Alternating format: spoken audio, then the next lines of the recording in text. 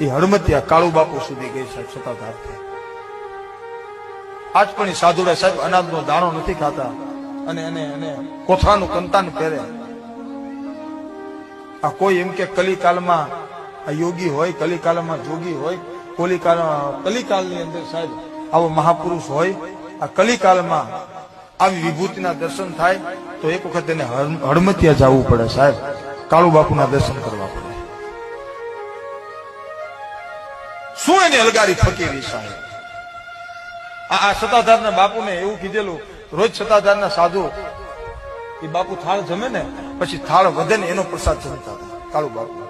એક દિવસ બાપુએ એવું કીધું કે બેટા હું નહીં કાળુ, હું નહીં હોય તે તું શું કરીશ? મારો પૈણ નહીં હોય તો તું કયો પ્રસાદ જમીશ?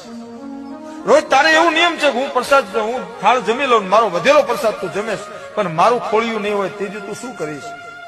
અને તેથી કાળુ બાપુ હડમતીએ એમ કીધું, બાપુ તમે નહીં હોય ને તેથી અનાજનો દાણો મોઢામાં નહીં મૂકો. આજ સુધી નથી મૂક્યો. સાધુભાઈ શું ત્યાગ છે, શું પરંપરા એની. આ રામદેવજીની ધારા છે. આ કલિકાલમાં એ કાળુ બાપુ સુધી પહોંચે છે. સતાધાર ધાવતું ભલે પાળિયાદ આખું પીરાણું લઈ ગયો તમે, આખું પરગણું લઈ ગયો તમે, પંચાલ લઈ ગયો. એ હડમતિયા કાળુ બાપુ સુધી ગઈ સાહેબ સતાધારથી.